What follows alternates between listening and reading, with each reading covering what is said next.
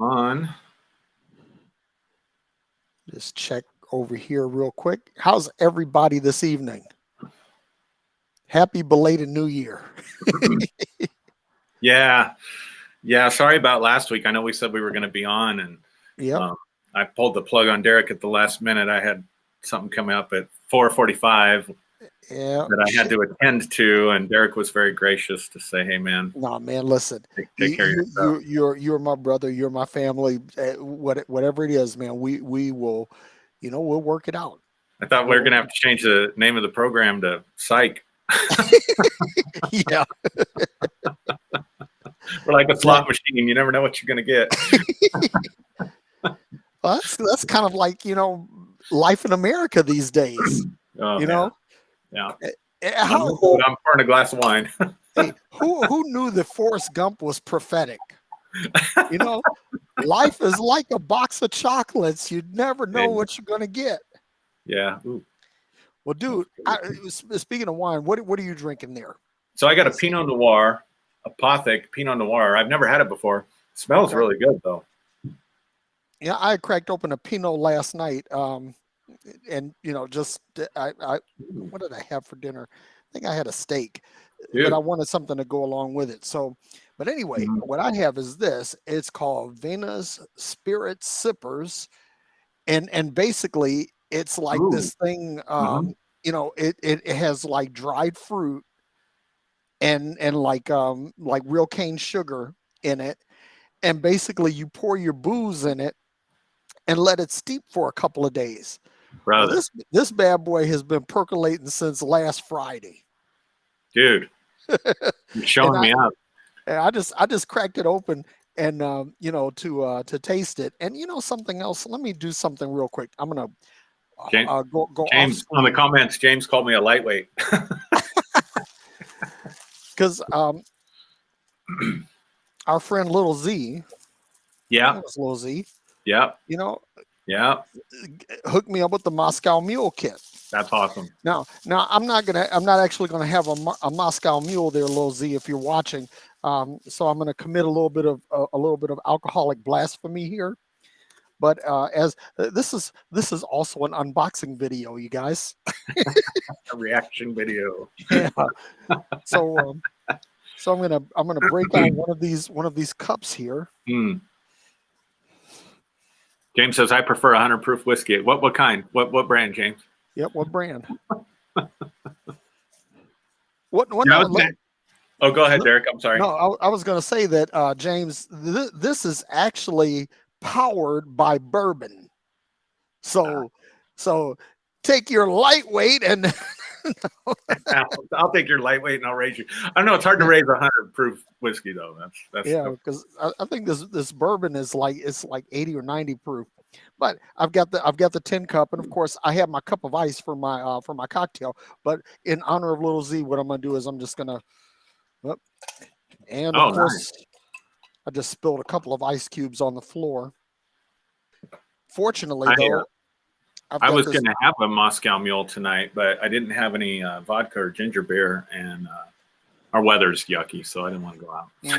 So maybe next week. Maybe next week we'll have Moscow Mule. So. Yeah, there we go. Since we both have the kit, thanks to thanks to our friend here. You know what's funny was last week, if we were going to do the show, I had planned on doing tequila shots. Oh shit! So maybe James, we'll do one of those. You know what we need to do? We need to do a tequila shot show, but but with a code word, right? So every time we say the code word, right, we got to knock one back. Hey, that would be cool, man. That would be fun. I mean, we'd have to take on something really, really heavy. And really serious. I think that's a great idea. Yeah, because liquor makes stuff fun. I'm going to add this. This is like some sparkling pomegranate. I'm just adding this. I already tasted it, but I'm one of these guys that like cocktails. I like to have a little fizz in my cocktail. That makes me a little girly or whatever, so be it. But that's just how I do things. I had a friend, Derrick. I had a friend that he was a little he didn't scream masculinity. And we would go out and he would order fruity drinks, umbrellas and stuff. And we went to this one bar that my nephew worked at, and the waitress one that gave you the mimosas. Yeah, yes, and they were lamosas. I was wrong. I didn't hear him right. They were lamosas. Lamosas. Okay. Yeah. So it was basically all vodka, and it was almost entirely alcohol. But I didn't taste it. So what does that say about me? But anyway, just had a little bit of champagne. But anyways, yeah, same nephew. So we go in and he orders his fruity drink or whatever, and the waitress goes in the back and tells my nephew, she says, "Oh, there's these two just cutest gay couple out there."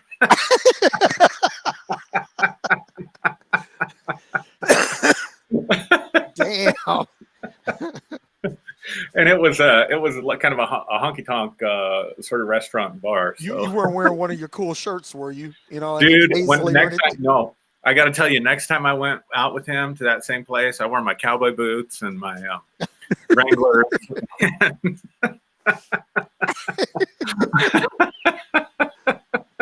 Not that there's anything wrong with being gay. Listen, I had a gay friend that this dude would literally drink you under the table. Mm-hmm.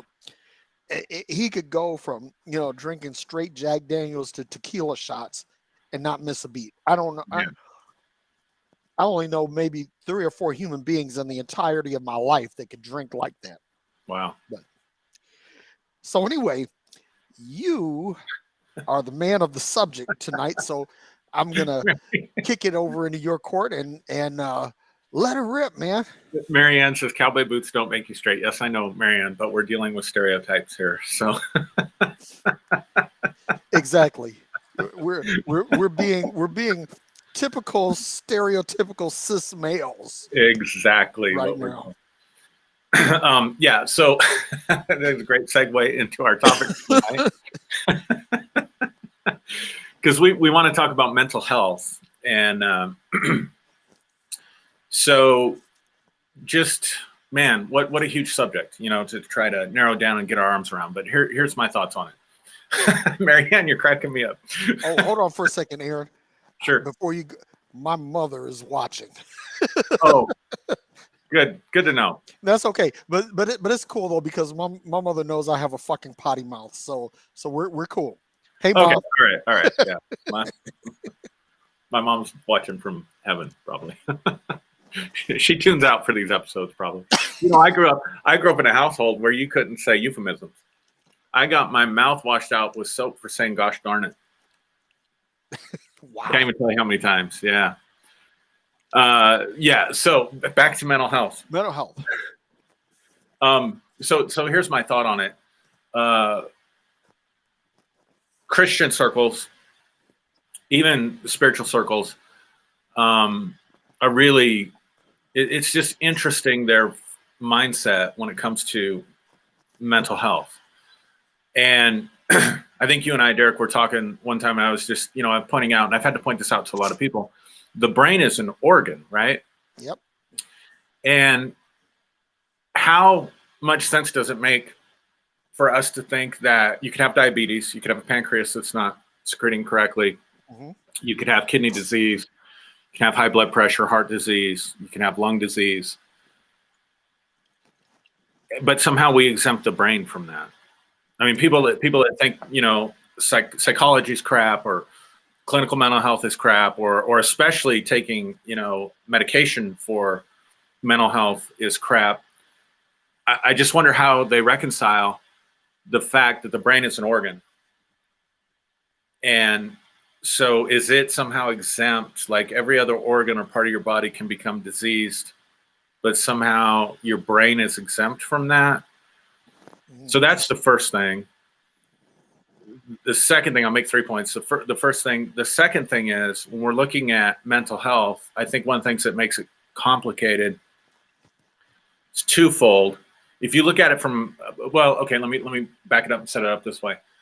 It's twofold in that you have two major camps of opinions among neuroscientists about consciousness.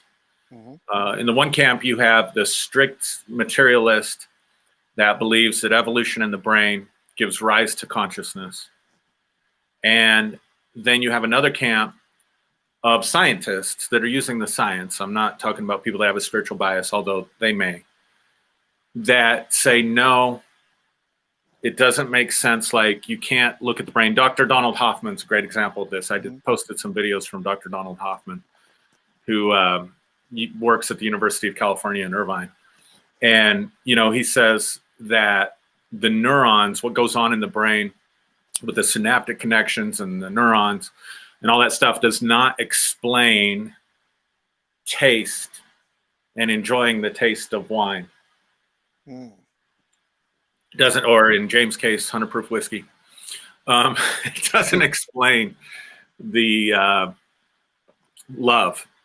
It doesn't explain, necessarily emotion and things like that. So he makes he comes from a different camp that says that we don't really understand what consciousness is, but there are scientists that believe that consciousness exists outside of our bodies, in a sense, and that somehow the brain is a facilitator for consciousness in the physical realm. So that really then becomes more like the idea of putting on an avatar or something like that. So you're dealing with a brain that can become diseased, but you're also dealing with something that scientists don't understand yet. We don't have a good grasp or comprehension on what consciousness is from a scientific perspective. Now, when it comes to mental health treatment, think about it this way. Any other doctor that practices in any other medical profession has some way of testing, examining, or getting feedback from the part of the body that they're treating. So, simple example, you break your ankle, they take an x-ray. Oh, your ankle's broken. Your ankle's not broken. We know what to do now. High blood pressure. If you have high blood pressure, they can prescribe medication. They can take your blood pressure if your blood pressure comes down. They know you're on the right medication or the right dose, or they know they need to change something. When it comes to mental health, psychiatry, that kind of thing, it's the only organ in the body, if you want to treat it strictly as an organ, it's the only organ in the body that is treated by a doctor that it's impossible to examine. And you have no feedback mechanism other than conversation with the person. So one of the real downsides of mental health treatment from a medical perspective is, like, right now in our county, I think you're on a 6-month waiting list to get into a psychiatrist. You may have a 30, 45-minute consultation. That psychiatrist will put you on medication. The only feedback loop is a relationship that's built, and you don't have the chance to get back in soon enough. So if the meds aren't right, if it's the wrong medication, if it's whatever. So I think this is what's made, people hesitant when it comes to getting mental health treatment and stuff like that. So that's kind of my third point. So my second point is, we don't know what consciousness is. We don't really know what part the brain plays in it exactly. And then the third point is, you're looking at, from a medical perspective, treatment that is very difficult for the doctors because they don't have any ability to really examine or measure. Like, a blood test isn't going to show a chemical imbalance in the brain. They can't inject something in there and take a chemical sample. They can't take a biopsy of it. So it's a complex issue. And then I guess my fourth point would be, I think that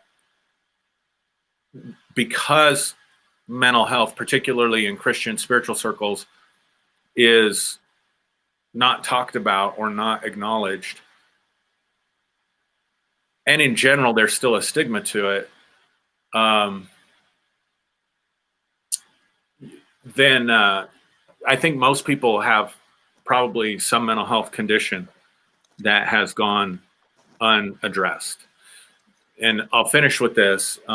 Antonio Brown, did you see that, where Antonio Brown took off I saw it.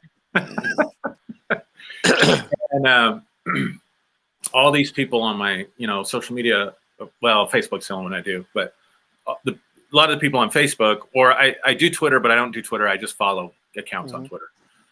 Or on Twitter, they were saying, well, he needs mental health counseling, or this is evidence of a mental health condition, or that kind of stuff.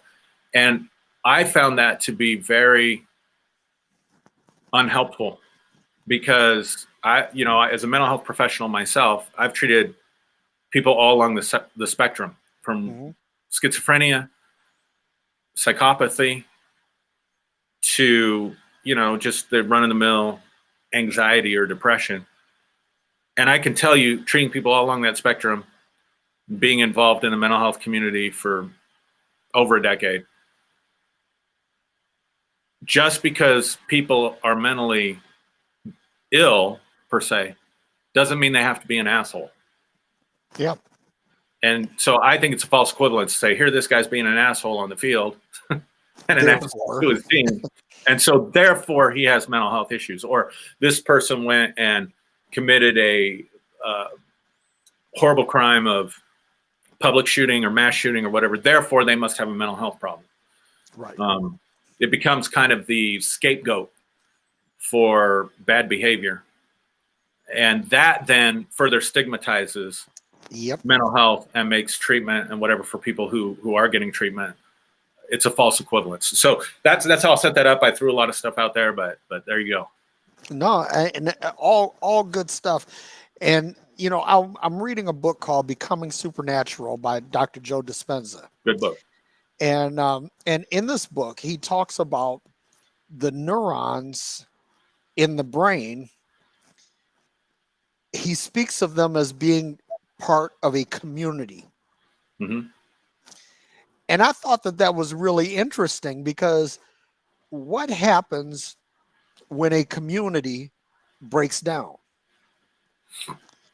You have a bad actor, or you have some traumatic circumstance. And so now this community has broken down. So when we talk about mental health from the physiological standpoint of the brain, it gets to be very, very nuanced, because I noticed Mary had said something in the chat. She was talking about spinal tap as a means of diagnosing, but the spinal tap is just what is synovial fluid, right? It's not. It doesn't actually. It's not able to fully articulate or fully express what's going on chemically in the brain. Right. Yeah.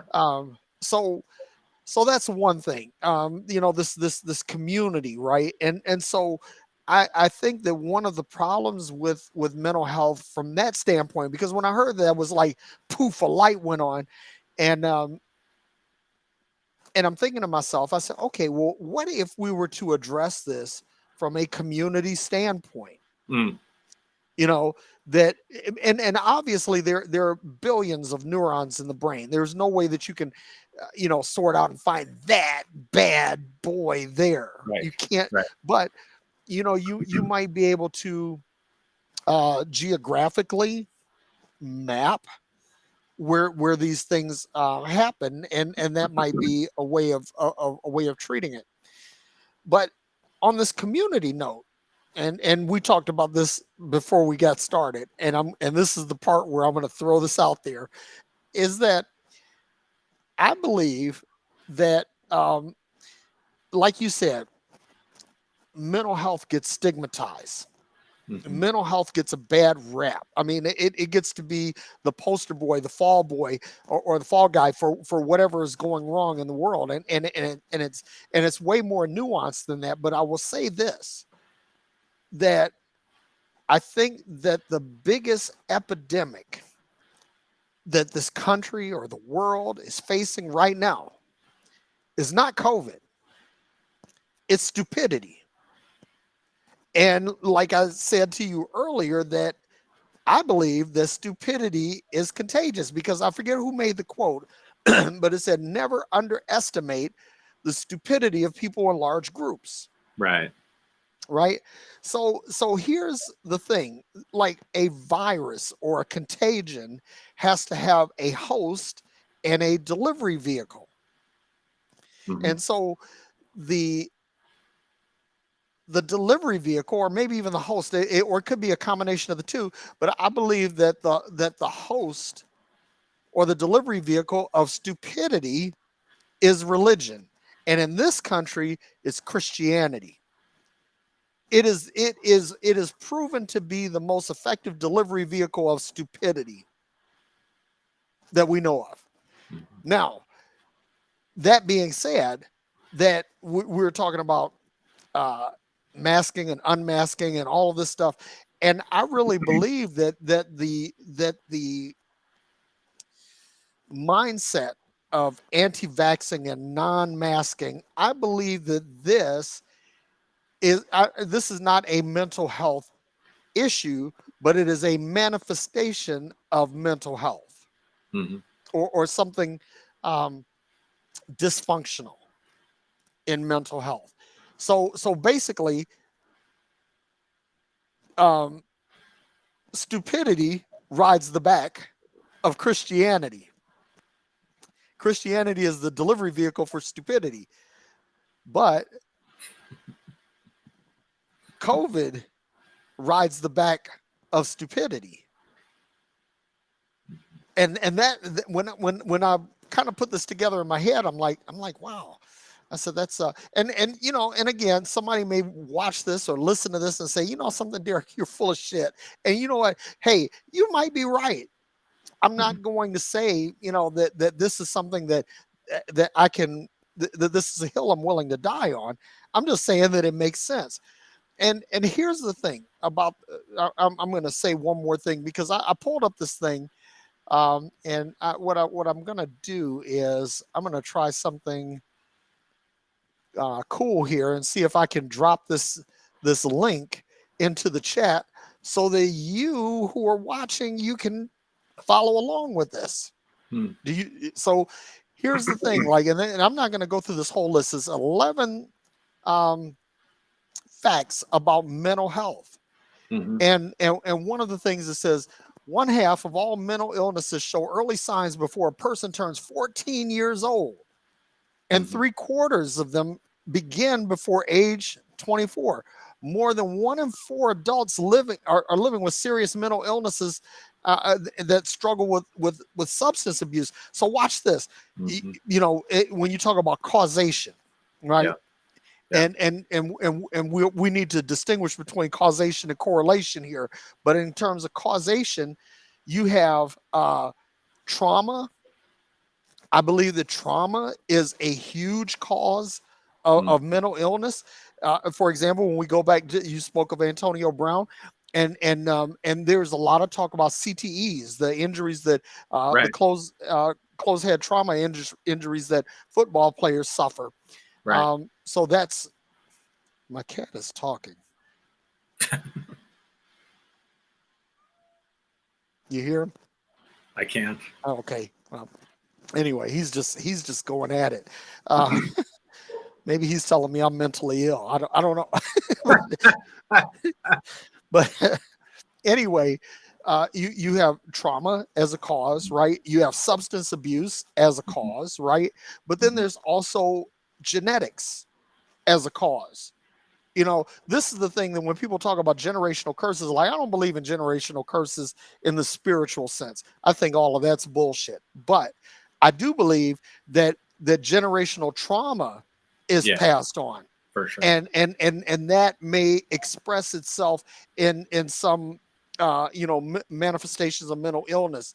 But one other thing too, that I want to throw this out here too, because our brothers and sisters who are in the LGBTQ community, it says members of the LGBTQ plus community are almost 3 times more likely to experience a mental health condition such as major depression or generalized anxiety disorder. Y'all listen, this whole thing about mental health, I think that we don't talk about it enough.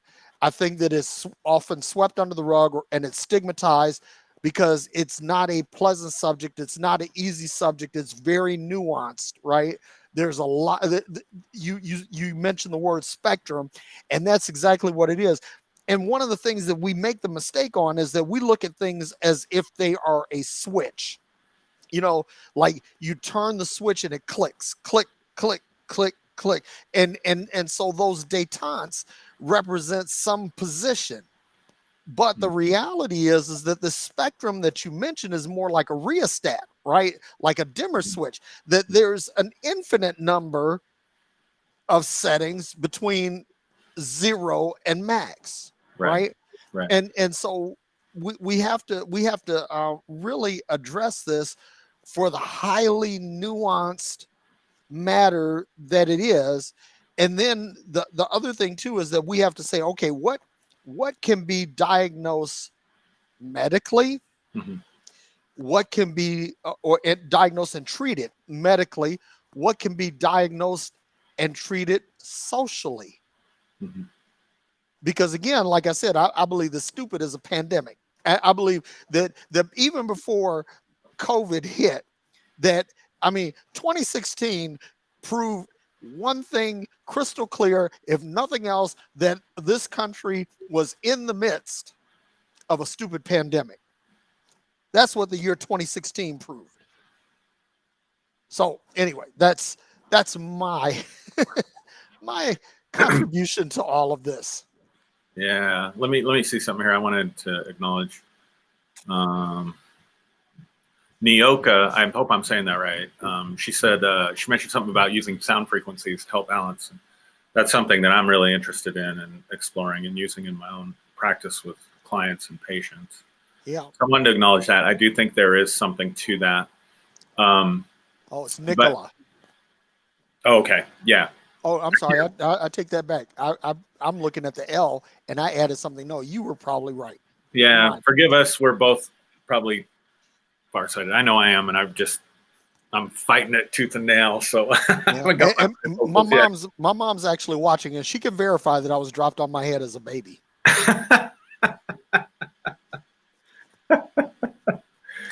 So you brought up something I want to address too. So it's really complex because you have the nature and nurture side of this. So you have the natural side of this, which is the brain and genetics, things like that. You have, I'm laughing because it sounds like my kids are killing each other upstairs. You have the nurture side of this, which is the social side of this too. So, and the brain, we do know for sure. I mean, it's agreed upon consensus among neuroscientists and whatever, that the brain does change throughout life. I mean, it is what they call neuroplastic. Yep. So trauma, for example, if you suffer a trauma, it changes your brain. Your brain adapts much in the same way your immune system adapts to a threat.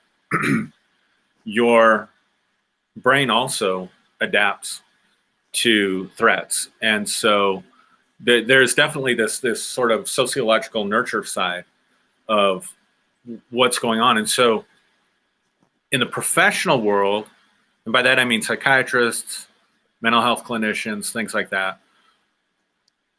distinguish between what they call mental illness, which is clearly something that is going on with the brain, versus cluster B disorders that we talk about, which is just a fancy way of saying we're acknowledging that some of these patterns and difficulties that people are having are not because there's something treatable in the brain, but because there's something that's gone on in their life or sociologically with them. So therefore, you can understand why LGBTQIAI+, am I getting that right?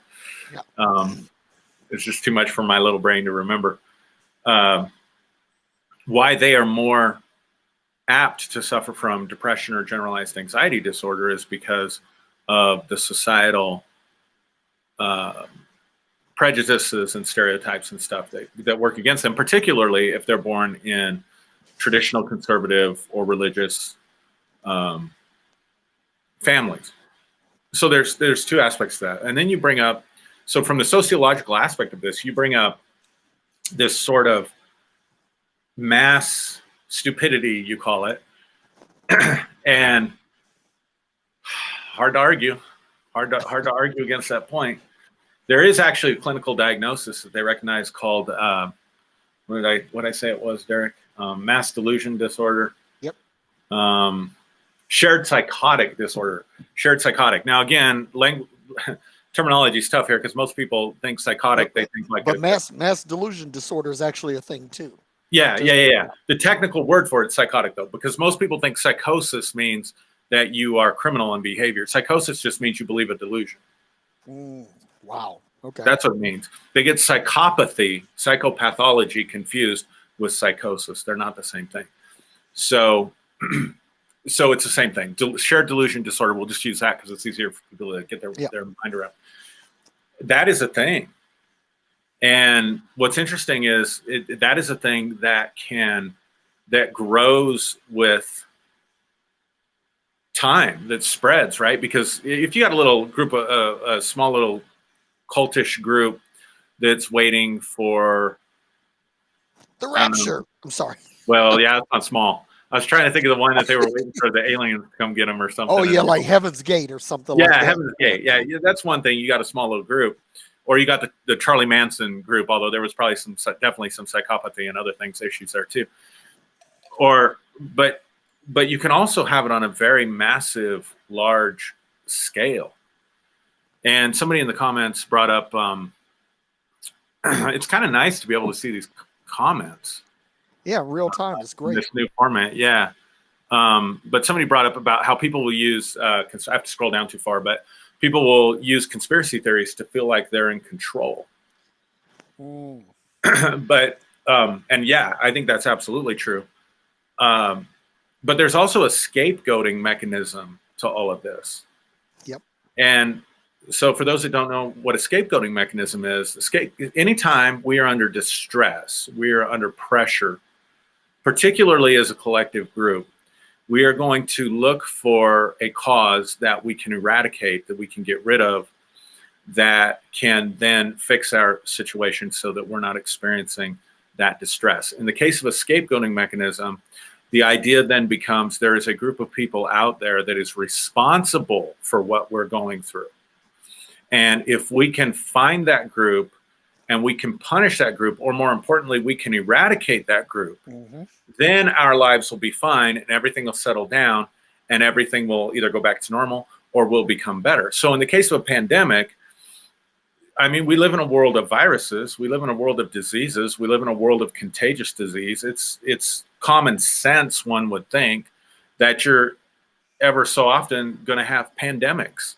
You're going to have diseases that we haven't seen before, that are contagious, that are killing people, and they're spreading out of control, and we don't know what it is.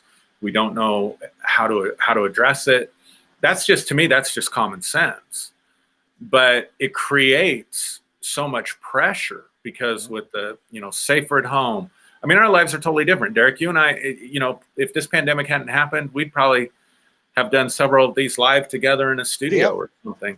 Yep. But because of the pandemic, we haven't been able to do that. So things that we took for granted, going out to eat, when everything was kind of shut down, all that stuff put a tremendous amount of pressure on people. So they're going to gravitate towards those scapegoat mechanisms. So conspiracy theories are, in my opinion, now there are conspiracy theories that have truth to them. So I don't want to overgeneralize. But when you get into a conspiracy theory, that then turns into anger and blame, and then turns into there is this evil other out there that is conspiring.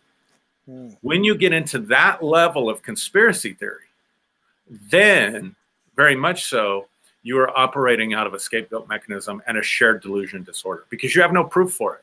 You have no proof. That's why we call them theories, because you have no evidence. I mean, you've got some guy on YouTube who was part of something, part of NASA or part of the CIA or part. How do you vet that? How do you vet that? I mean, some of them are vetable, but there are also people who have accomplished stuff in organizations who are also subject to mental illness and delusions or psychosis. So you don't know that person isn't just having a delusion and then sharing that delusion, and then because of their credibility, spreading that delusion into a shared delusion disorder. You don't know that for sure. A lot of the conspiracy theories, let's take the most extreme, that there are reptilian aliens who are shape-shifting as human beings. you don't know that for sure. And even if you have had experiences where you saw somebody shapeshift into a lizard person or something and then come back. I've talked to people that have done that.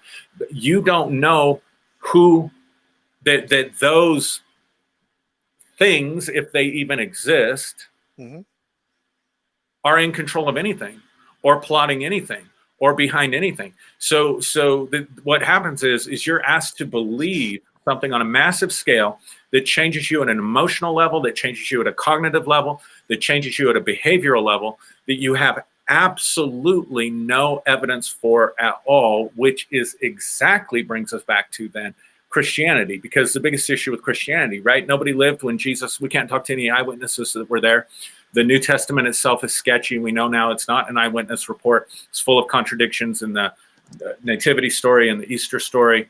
Well, but now we're buying into stuff about a cabal of blood drinking, child people, molesters, pedophiles. Yeah, and a sex trafficking ring and all this stuff that you have no evidence for. So now, therefore, you actually do fit the diagnosis for a shared delusional disorder. Yep. And that goes back to that, contagious stupidity right. that I mentioned. But, I want to throw something out here too, real quick, just as a segue, because when you talk about mental health and conspiracies and all of that, Alan Turing, who was the father of the modern computer and the father of modern cryptography, was and he's basically the creator of what they call the Turing test, which is whether or not a machine can become sentient, right? And so Alan Turing was gay, and he served honorably through World War II, but toward the end of the war, they made the discovery that he was gay, and they treated him with shock treatment, with lobotomic type. Excuse me. Bless you. It's not COVID. Anyway, they tried conversion therapy, and eventually Alan Turing committed suicide. Beautiful mind, one of the greatest minds in human history, and so because his sexuality was treated as a mental disorder, but this the diagnosis came from a collective mental disorder that found gay people to be somehow harmful or a threat, right? So this goes back to this collective stupidity that I was talking about. And how so when you talk about like conspiracies, and this is stuff that all just came out in the last 10 years. It's like the entire story of Alan Turing was not told until like the last 10 years, and now it's a thing. But when we talking about mental health, one of the things that I think is essential is that we facilitate a dialogue about this. Yeah. That we take the stigma off so that it can be put on the table and discussed. It's just like the whole thing with the LGBTQ community. A lot of people ascribe that to a mental illness for many years. Yeah. But we got to the point where we said, okay, this is not a mental illness. This is a part of an individual's being. This is how they are genetically or chemically or hormonically made up. Okay. And so as a result, we're able to take the stigma off a lot of this and have some meaningful discussions about this. And that's what where I want to steer the direction to now is, how do we do this? How do we get this? Like, this is shit that's been swept under the rug. Yeah. For most of modern history. So how do we pull up the corner of the rug, pull this out, and deal with it? What do we do? To bring this up and have some discussions about it so that we can get to a point where mental health can be treated openly. In other words, and this is a funny thing, I got to say this before I shut up. No, that's all right. People, they don't want to get help for mental health because they don't want to invoke the ire of their community. They don't want to become stigmatized on their job or in their Right. in their place of education or in their community. They don't want that. But in order to get to this point, we've got to, and dare I say it, man, we've got to rip the Band-Aid off. Mm-hmm. And it's going to be painful for a lot of people, but I also think that this is necessary because like the whole issue of slavery in America, nobody wants to deal with that, which that's another subject for another time. But until you rip the Band-Aid off and begin to talk about this, it doesn't get dealt with. And I want to address a comment, Lisa Jabor, who's an old Facebook friend of mine. We disagree a lot these days because I've abandoned Christianity and become a functional atheist. And so we have a lot of discussions between us, and she talked about the spiritual aspect of this. And this is the thing that I want to say, folks, that me personally, I do not believe there is a spiritual aspect to this. I believe that this all is it's physiological. It has to do with the chemistry of the brain and the body. It has to do with the hormone balance within the body. And it has to do with a lot of environmental factors. A lot of community factors. I mean, there's a lot to it. And here's the thing. I'm not saying this just because I don't want it to be a spiritual issue, but that's one of the problems is that in spirituality, we treat mental illness as if it's something demonic. Yes.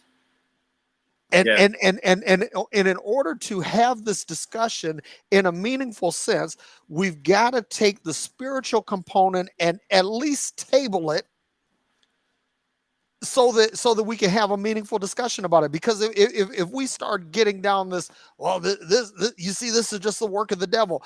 And at that point, the discussion collapses into something that's either at best meaningless and at worst harmful. So, yeah. I think, I mean, I wish if I knew the answer, how do we take the stigma away from this, or, have these conversations? And I think this is part of the answer. But I think we need to normalize it in a sense that most people, just like most people are going to get sick in their lifetime, unless you live in a bubble, right? And even then you're still probably going to get sick. You got to go to a doctor. I mean, that's just normal. You're not going to go through life and not have to address a mental health crisis. That's just not reality. I mean, it's just not reality to think, let's compare the two again. It's not reality to think I'm going to go through life, never catch a cold, never get a cough, never have to go to a doctor for something. Or, I know there's a big alternative health, but you go to your own practitioners. You go to a naturopath doctor, or you go to, whatever. Because we have this big suspicion of doctors nowadays. But regardless, you recognize that your body breaks down, that your body has to operate in a certain way, that we don't live in an environment that is conducive to that 100%. So therefore, you're going to have to address issues on a physical level throughout your life. And I would say on the same level, if we could normalize mental health treatment on the same level that we normalize physical health treatment, we'd be a lot better off. That if we could just say everyone at some time or another is going to have to address a mental health issue or mental health problem in their life. Can I throw something out here real quick? Yeah. Men's health, right? That the only reason why we have Viagra and Cialis right now, men, is because we took the stigma off some sexual health. Yeah. It's a great point. And so now we have a means for treating this and allowing people that had lost the pleasure of sex to be able to have it again. Yeah, that's a great point. That's a great point, Derrick. So I think normalizing it from that standpoint. And then I think the other thing, like, there's nothing wrong with you if you have a mental health issue. There's nothing wrong with you. And in a lot of cases, your brain is working exactly the way it's supposed to work. You just live in an environment that's not 100% conducive to mental health, just like you live in an environment that's not 100% conducive to physical health. So, I'm sorry, I'm laughing at Kendra. I know. I looked at that comment too. It's like just totally. I'm just gonna go ahead and say it. She said, "If you could pay $50 for one fucking pill, let the church say amen." So anyway, what was I talking about? Oh, your brain is working perfectly well. The way it's supposed to. Example: post-traumatic stress. And I'm just going to leave it there because there's many diagnoses that go with that, not just PTSD. Someone who's dealing with post-traumatic stress, your brain, you went through such a stressful event that your brain adapted in order to keep you alive or help you to avoid those situations in the future. Now, here's the truth of the matter. The part of your brain that is responsible for, let's take anxiety, for example. One of the hallmarks of post-traumatic stress disorder, or someone suffering from post-traumatic stress, which is entirely environmental, but it changes the brain. Anxiety is going to be a symptom of that. Yeah. Now, the part of your brain that is responsible for anxiety, or for the alarm system that goes off inside your body, is called the amygdala. And the word amygdala means almond. And the reason it means almond is because that's how big it is. Wow. Now, I want you to keep that in mind, because the neuron structure that is responsible to tell you if there is a threat and send anxiety signals into your body is that big. So my point is, it's not that sophisticated. So what then happens is all these, the only thing the brain has left to do is do a lot of generalizations in terms of threat. Now, the part of your brain that receives information from the outside world, puts it together and says there's a threat here, doesn't talk to the cognitive part of your brain where you think, which is why sometimes you can't talk yourself out of a panic attack. Wow. Because there's no neural connections there, because it would take too long. So this is a matter of survival. If you have to respond immediately to a threat, it makes no sense to give you time to think about it. Right. And so this is like when someone jump scares you, right? Yep. And you go like this, and it's just your kid, or you're hose, the garden hose, and you think it's a snake or something. Yeah. And then all of a sudden you're like, oh, no, that's just a snake. Like if that was a real threat, you wouldn't have time to think about, oh, what is that? Right. So what happens to you is that your amygdala goes into overdrive, or it's not sophisticated enough to make distinctions between what is an actual threat and what isn't. So the classic idea of PTSD is somebody comes back from the battlefield, they hear a firecracker go off or something, and immediately they're full of anxiety. That would be kind of an example of that. But that means your brain is working perfectly well. So a lot of people that have anxiety disorders, a lot of people have panic attacks, a lot of people that have this sort of social anxiety where they're afraid of social activities and stuff like that. If you look back in their past, they had, especially in childhood, they had some really negative social consequences that occurred within their lives.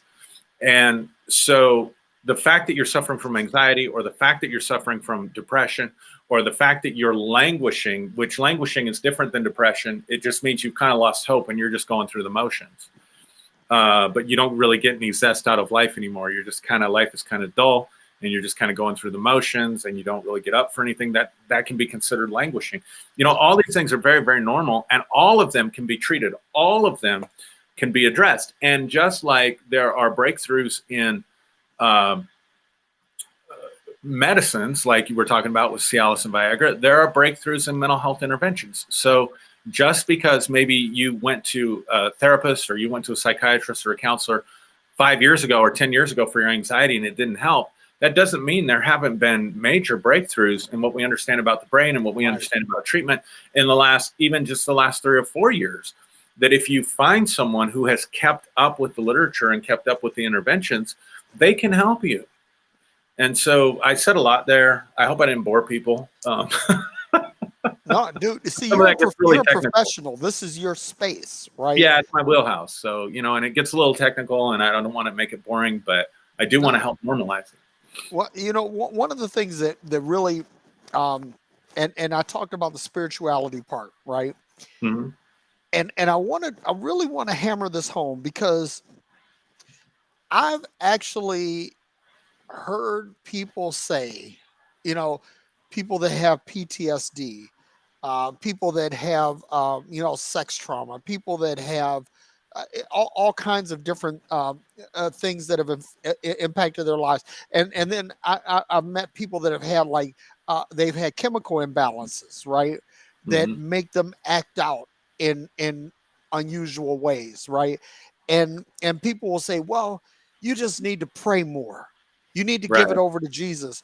Right. Listen, ladies and gentlemen, boys and girls, let me just say this for the record, that if you are dealing with a mental health issue, whether it be chemical, whether it be hormonal, whether it be traumatic, whether it be environmental or genetic, 2 words, get help. Yeah. Do not let anybody persuade you into believing that Jesus is the answer for your problem. And I could go down a whole rabbit hole with that, but the reality is, folks, is that you need to connect with, and this is funny, like Facebook, not just Facebook, social media in general is chock full of armchair psychoanalysis. Yes. Preach. That they think that they know. It's funny, like people will say, they'll say to me, well, you're obviously suffering from some sort of deep-seated trauma. Y'all, listen, let me explain something to you. And I'm glad that my mother is here because she knows that I'm probably one of the most well-adjusted people relative to shit that I've been through that anybody will ever meet. I'm not traumatized and I'm not lashing out when I post things. I just simply I'm trying to help people get free like I did. Now, here's the point. I would say at least 3 times a day on social media, I am on some Facebook psychiatrist couch. Yeah. Because they're diagnosing what they think is wrong with me. Because what I say so deeply grates against what they believe. And this is the thing, y'all hear me, please. And if you know someone who is going through something, don't try to apply your knowledge to help them unless you yourself are a mental health professional. Because just like I am not a physician. And if you come to me and say, I have a pain in my butthole. Now, I could tell you that maybe Preparation H might help you. Or I might say something more exotic, like a little aspirin, perhaps, that will relieve your symptoms.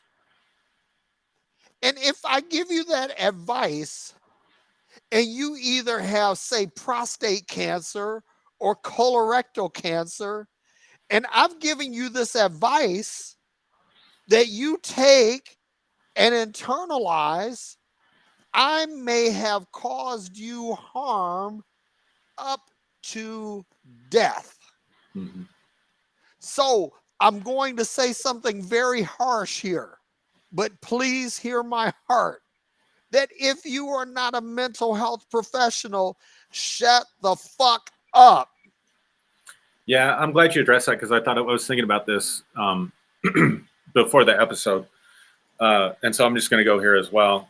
This is the problem we have in the church and spiritual communities. I'm not leaving the love and light community out of this either, because they do the same stuff.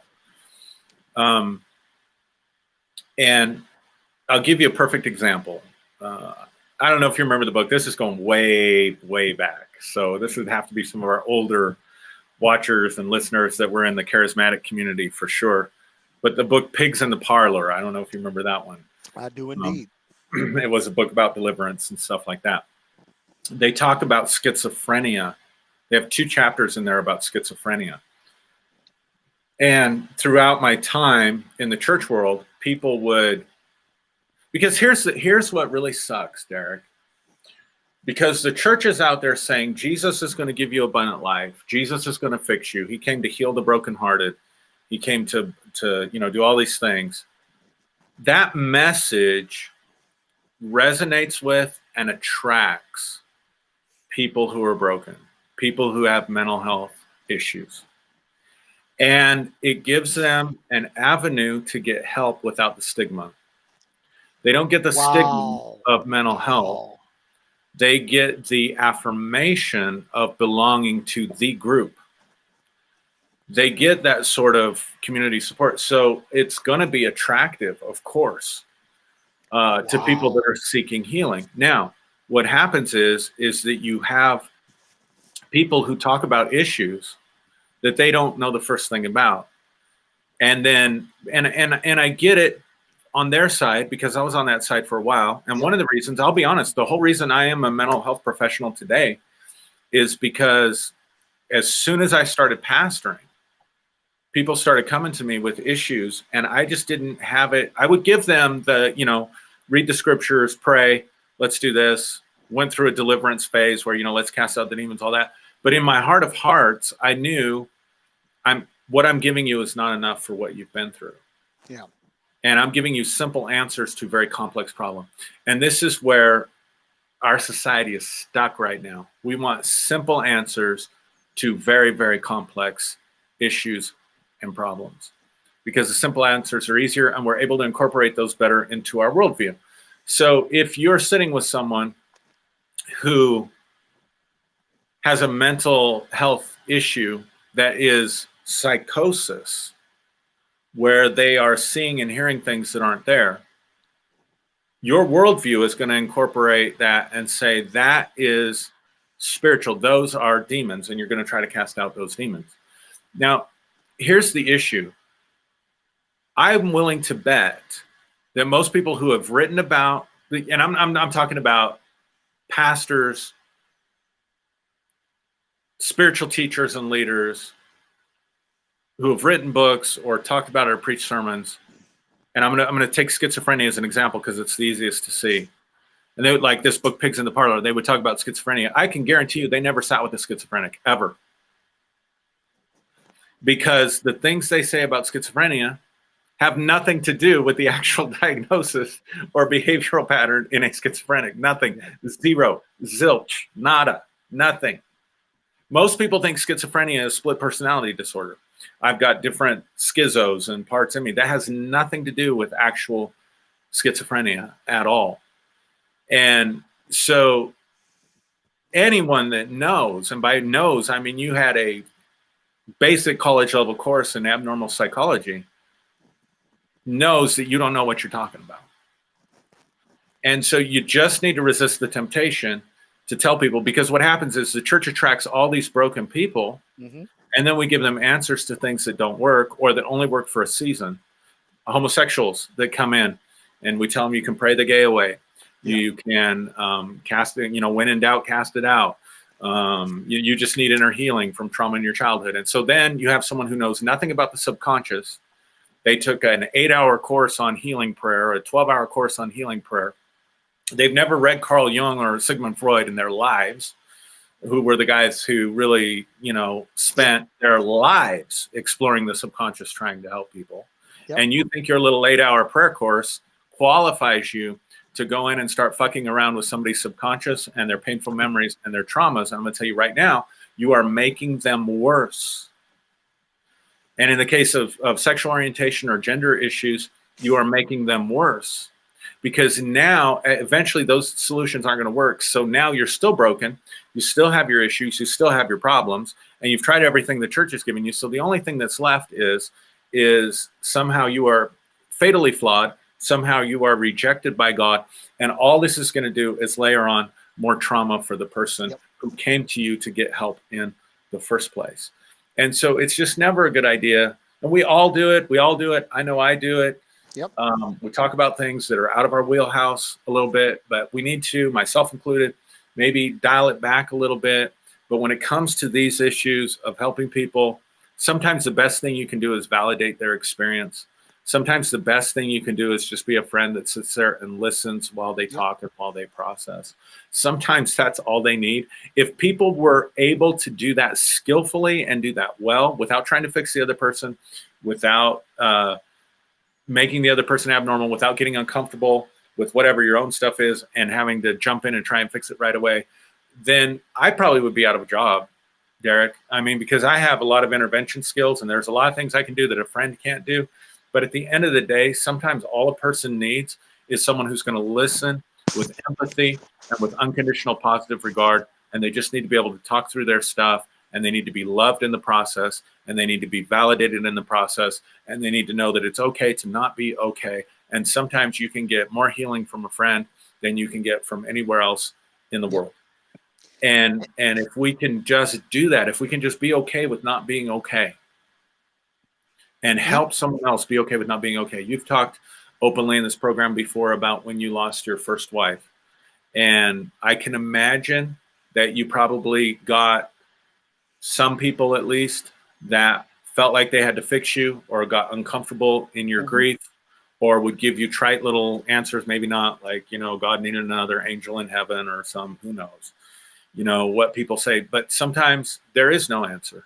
And sometimes the most healing thing that you can do is offer someone, again, I'm going to say it, unconditional positive regard in the midst of their crises. Say, I can't imagine what you're going through. I can only imagine what you're going through, but I'm here for you. I'm here to listen, and I'm here to love you.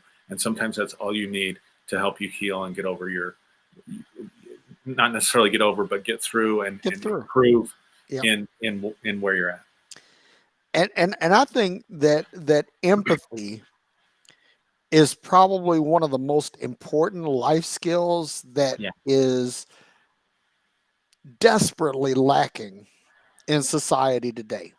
Because,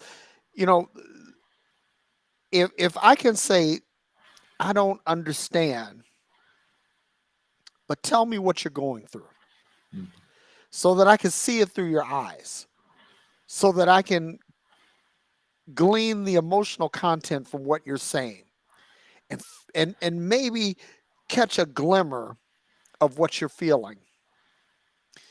And I want to say this too, also, because I'm going to use some hood lingo, because like back in the day, if you were a guy who was trying to redeem a loose woman kind of thing, they called you Captain Save-A-Ho.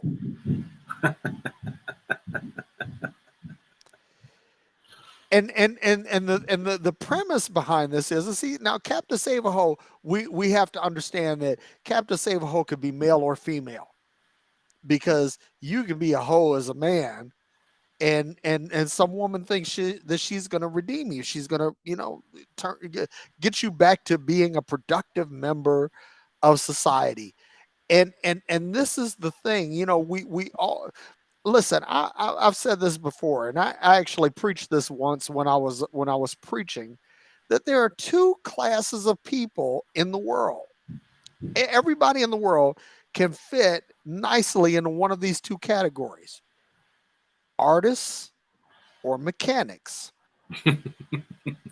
Right? An artist looks at things, and even in the brokenness, the artist sees the beauty. But the mechanic always sees a screw to be turned, a problem to be fixed, a nail to be hammered. There's something that's not right, and it has to be fixed. And I have a friend, and I don't know if she's listening or not, but you know who you are. I'm not going to say by name, but she is the mechanic's mechanic. And she looks at everybody and says, okay, I see your problem and I want to fix it. And this does not make you a bad person, because what I want to tell you is that there's no condemnation either way. But when you look at people as if they are projects to be completed, instead of finished works to be appreciated, what happens is that you go in and you may try to fix something. And again, here's the other thing too, right? I know how to fix cars. I have actually built race cars. I built race cars for drag racing. I built race cars for road racing. I've built cars for different purposes, right? But I have a BMW convertible that I will not turn a screw on. Yeah. Because I don't understand what goes on in this car. Not like I did with a Mustang or a Camaro or a Chevelle. I have no clue. Right. And more to the point, I'm not going to try to diagnose something. It's like if the check engine light comes on, that bad boy is going to the BMW dealership with the quickness. I'm not trying to figure it out. Because if I try to figure out, not only may I do my car some harm, but I may also harm myself in the process. I'm preaching to somebody here, because you may think that you can speak to somebody and help them with their situation, and you say something to them that not only harms them, but it fucks you up too.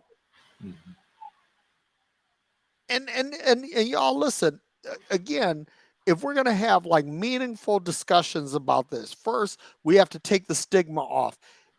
It's like you said, Aaron, it's okay not to be okay. It's okay to have a broken part. You know, it's like the old Rankin Bass Christmas cartoon, The Island of Misfit Toys. Yeah. Yeah. It's I love that. it's okay to be missing a leg, or to be missing, you know, I'm saying mentally, it's okay to be missing something, or because here's the thing, that if you get the right help, right? Let's say you're missing something. Let's say there is a key component in your chemical makeup that's missing. If you get the right help, someone can help you restore that chemical imbalance and get you to the point where it may not fix you, but it may help you cope with the brokenness. It may help you overcome the stigma of the brokenness.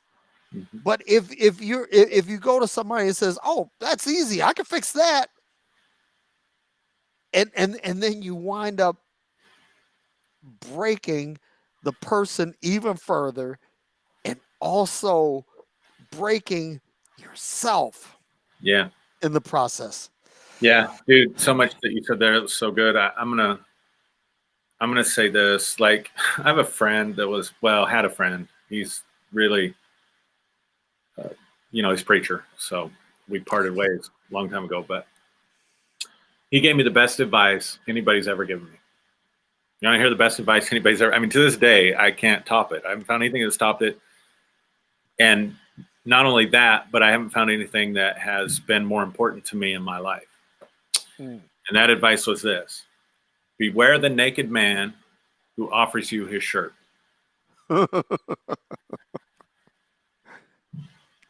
That I have to pour a little more wine. But I mean, yeah, I mean, very simple. But again, when somebody's talking about schizophrenia and they've never talked to a schizophrenic, they've never studied it, they've never been to school, they don't even know what it is, but yet they're giving you answers for it. That's the naked man offering you his shirt. Person who is completely broke financially, but they know how you should be managing your money, or is just getting by. Maybe they're not totally broke, but they're just getting by, or they're the same level that you are, and you're just sitting around having beers, and they're telling you about the latest, investment, telling you about Bitcoin, and you need to get in Bitcoin or whatever. Beware the naked man who offers you a shirt. Yep. That's spot on. And I was having this conversation with my kids, with Ducey and Anthony, and we were talking about this on, they've legalized sports betting like almost everywhere. Like in Arizona, they've legalized it, so you can go to MGM online and you can bet on sports. And here's the thing: the average person that watches sports actually thinks they know sports, but they don't. They don't have a fucking clue. I mean, it's like, I don't know if you ever saw the movie Moneyball, but if you haven't, Moneyball was that was illuminating. Yes, because the Oakland A's figured out the whole statistical model, and they changed the game of baseball. It's like football. Like if you watch the NFL, they say some kind of stats powered by AWS, Amazon Web Services, right? Yeah, next gen stats. Next gen stats, exactly. Yeah. And so the thing is that people are using this big data to crunch numbers about all kinds of things, about the length of time that it takes to in the snap count, to the time that it takes the quarterback to either throw or hand off the ball, to the time that a play is in motion. And listen, all of these stats absolutely matter, especially when your fucking paycheck is on the line.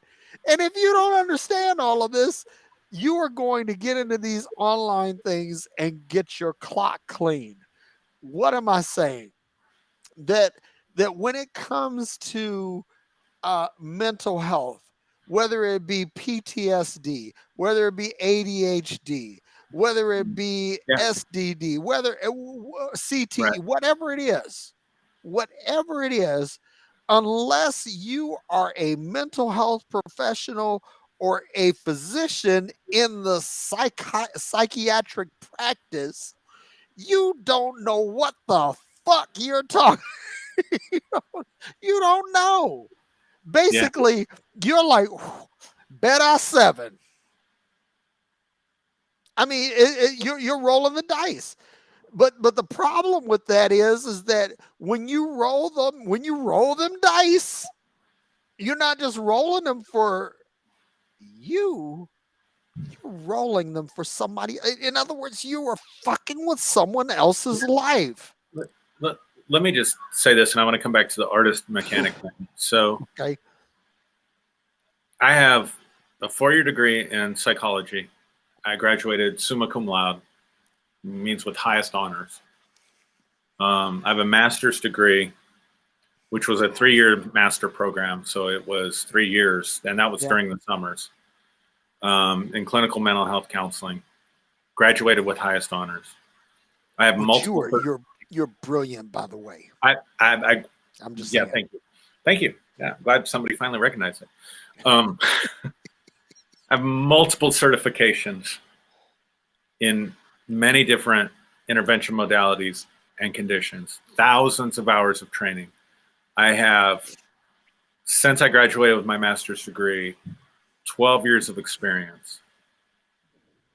And I am overwhelmed by what I don't know.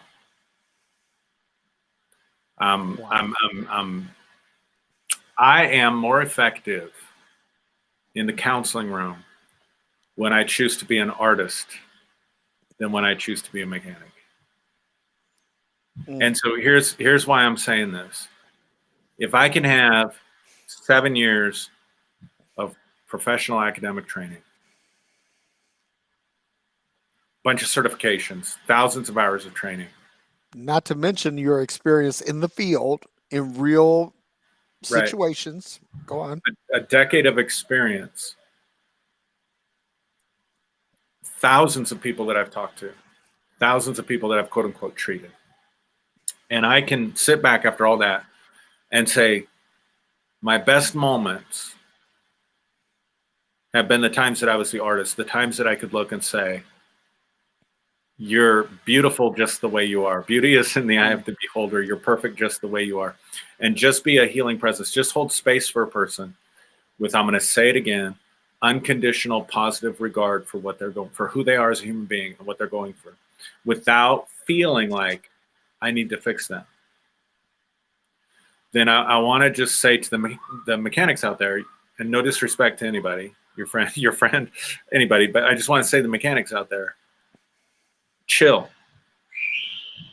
Like maybe just chill on having the answers, feeling like it's your job to fix that person. Yep. And let's practice the art of being a healing presence to people who are suffering and going through a difficult season in their lives. And I think if we do that, we not only normalize mental health and mental health treatment, but we create an environment that's more conducive to healing for the people that we really care about. Because if you're a mechanic out there, if you're listening, watching this, you're a mechanic, you want to fix people, you have the best of intentions. You have the best of intentions. You want people to not be hurting. You want people to be in a better place. Take that intention and realize that you are more effective at getting your intended outcome by being an artist than you're going to be effective at getting your intended outcome by being a mechanic. And that's where I'll leave it. That's a great place to stop. I don't have anything else to add or compound to that. I mean, all I can say is that, you know, when someone comes to you and they're hurting, please don't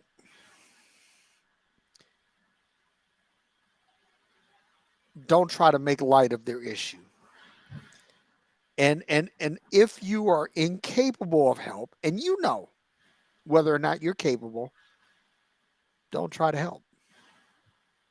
But help them find help. And if it's you that's going through that, then get help. Don't go to the church, don't go to Jesus, don't go to mama, don't go to daddy. Don't go to your BFF. You know, you need to find an Aaron Tomlinson or better. Preferably better.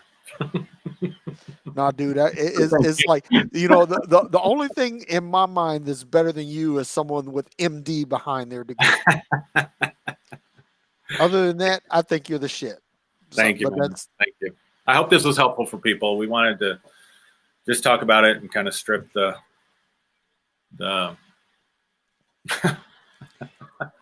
strip the religious bullshit off of it. Thank you. That's exactly how I would have put it. And help people realize that there are not simple answers to complex problems. Nope. But there is help available, and it's okay to not be okay. It's okay to be not. It's okay not to be okay. If there's nothing else that you take away from that, listen to what my man Aaron said. It's okay not to be okay. And there is beauty in brokenness. Ooh, I love that, man. That's it, man. The naked man who offers you his shirt. Exactly. Derrick, I love you, man. This was I great. love you too, man. Show with me. You're the man. It's good to be back. It's good to be back, ready for 2022, and it's a nice break, but I'm ready to hit the ground running, man. Oh yeah, man. We're gonna cover a lot of ground on a lot of really deep stuff, because here's the other thing too. Like, let me say this just for everybody that's listening, is that phreology, the whole thing about phreology is helping people get past all the bullshit. I want to, Nyoka, I appreciate your comments. I think they've been wonderful. But she says, she said, I understand where you're coming from, but, big all caps, but, if a person wants help, I'm going to help. If a person is drowning, I'm not going to tell them they look good in the water and how deep the water is. I'm going to throw them a rope. Just saying. Yeah, I'm saying the same thing.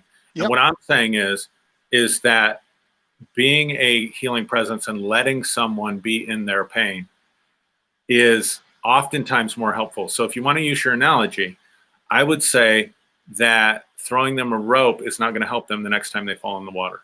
Yep. And what I would say is that they need to learn to swim. And you may or may not be qualified to teach them how to swim. Yep. And so I appreciate you wanting to help. Sometimes the most helpful thing you can do, sometimes throwing a person a lifeline, is just being a presence that validates them. Because here's the thing, there's judgment that goes on here, because I'm presupposing that someone who's depressed, someone who's anxious, someone who has post-traumatic stress disorder, somebody who is suicidal even, is broken, that they need help. And my coming to try to help them actually reinforces their belief system that they're broken. It reinforces their belief system that that they're not okay for who they are, or that they cannot learn to swim, or that they cannot do for themselves. I talk to people that are suicidal every day during the week, every single day. And you don't get more broken than that, right? You don't get more, you need help, you need a lifeline, you need a rope. Right now, they're so depressed, they're so broken, they've so given up on life that they're ready to commit suicide. And I can tell you from experience, from 10 years of experience, that the most important thing that person needs right there is a listening ear. And the most important thing they need to know is that they are not broken. And sometimes in our attempt to fix people psychologically, our attempt reinforces their broken belief system and makes the problem worse. So if you really want to send them a line, what I'm saying is total unconditional positive regard, and being an artist is the best thing that we can do sometimes. That is the lifeline. That is the buoy that we're sending them out as they're drowning. So thank you for your comments, but I just wanted to address that. A couple of other things. My mother just commented. She said, "Very good, thought-provoking," and that's the thing. You know, Mom, you taught me to be a thinker. Okay, and good job, Mom.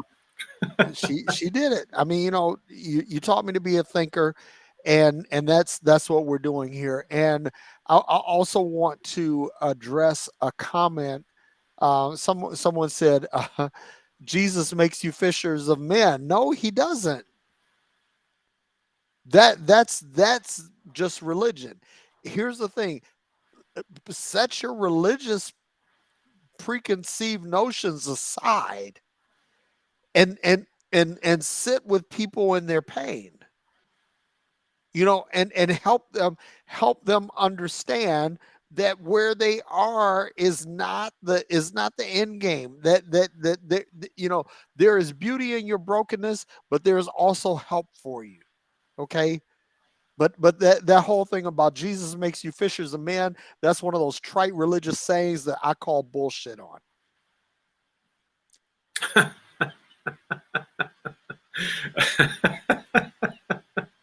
I'm laughing at Henry's comment. Yeah. I don't know why it just think it was funny, Henry. I'm not laughing at your comment. I just the light. No. Henry is my dude, man. That's one of my oldest Facebook friends, and yeah, this is a discussion about mental health. This isn't a discussion about, oh, Jesus wants to heal you. But see, this perfectly illustrates what we talked about. I know we're going long tonight, but this perfectly illustrates what we were talking about. That people who are genuinely hurting, genuinely need help. How can you even think coherently without Jesus? Well, been there, done that. Let you take that one. Been there, done that. I'll give you this one. Derrick and I were both pastors for several years. I don't know how many decades of experience we have. I have a degree in theology too. I would say that between the two of us, we have about 40 years of ministerial experience. Yeah, and I'm just going to tell you right now, I think way more coherently now. And so I'll give you this, blessed be he, that the Bible says, study to show yourself approved, workman that needeth not to be ashamed. And rightly dividing the word of God. Yeah, I took that seriously. Derrick took that seriously, and we studied our way out of that kind of simplistic religious bullshit that doesn't help people at all. Because you're taking wounded people and you're offering them something that is not really going to fix them. You may think you're going to save their eternal soul in heaven, and they're going to go off to a better life. But the thing is, nobody in your congregation ever died and went wherever, and then was able to come back and verify whether or not what you told them was true or not. And so I'm speaking out of my experience. I'm speaking out of my study. So is Derrick. So I think I'll stick with where I'm at and thinking very coherently. Thank you. Yep. And Marianne, you are not a failure. Let me just say that to you. Yeah. Listen, we all go through some stuff. You know, I'm actually in the process of writing a book right now about being your own coach. Because a lot of times, you know, you're looking externally for somebody to help you, and really everything that you need. Let me tell you something. Let me say this to everybody that's watching, that you are equipped from the factory with every option needed to do everything you need to do. Do you know? I'm going to say something. This is totally unrelated to the discussion, but it is related to the discussion. Is that every Tesla automobile that rolls off the assembly line since 2016 has the ability to drive itself? Every single one. Now, does every Tesla drive itself? No, because a lot of people don't pay to turn on that functionality. But it's baked in to the platform.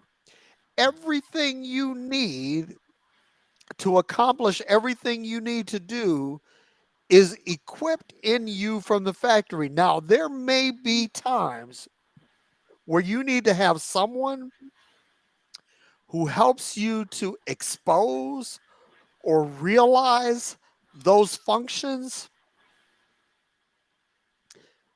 but it's there.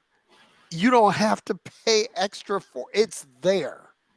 And so blessed be he said, you have no foundation. I'm glad that you think that. I'm absolutely fucking glorified in that you think that. Because here's the deal. Let me tell you what foundation is, right? Can I say what foundation is, Aaron? Come on, man. Foundation is simply this, that I know who the fuck I am. And as a result, I know my capabilities and I know my limitations. See, this is the oversimplification that we see in social media, though, right? Or just in life in general. Like, we oversimplify people, we oversimplify their problems, because the truth is, that, who knows? I mean, I don't know. Blessed be he could be what do they call those? IA. Well, or even a bot, right? Yeah. Try to stir up controversy or something. You don't know me at all. You don't know Derrick at all. So you have no right to say that, because you haven't sat down and talked with us. And so that kind of labeling, that kind of oversimplifying, that kind of, it sounds real good. You have no foundation. Well, but that means nothing. Those are just words. You can't track that back to reality, for sure, because you don't know our reality.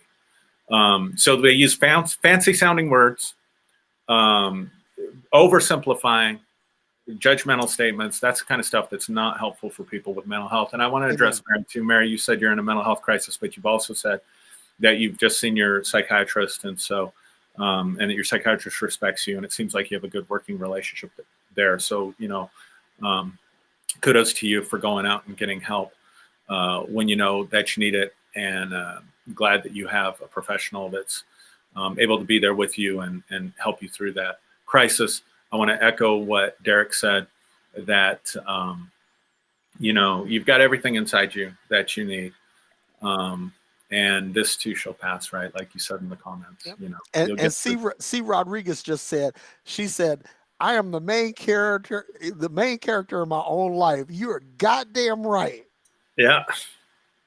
All right, man. I gotta go. This is good. We should, you know, what we should do. One of the commenters, and I'm sorry, I forgot the name already. Was talking a lot about sexuality, transgender type stuff. We should do a whole segment on sexuality and religion. You know what? Let's call that next week's show. Yeah, sounds good. I mean, serious. Let's call that next week's show. So we'll talk about what was it again? Sexuality and religion. And religion. Okay, perfect. Yeah, perfect. Religion is the most damaging thing in the world to people's sexuality. It is. And you don't have to be transgender, by the way. You don't have to be transgender or homosexual. It's damaging to every heterosexual person that's out there. Listen, as well. Religion is the most damaging thing in the world, bar none. Yeah. Bar none. But anyway, Aaron, I know you got to go. Your pizza's getting cold. Yeah, I'm hungry, man. Love you guys. Thank you for watching. All right, love y'all. It's been awesome. All right. You guys take care. We'll see you next week.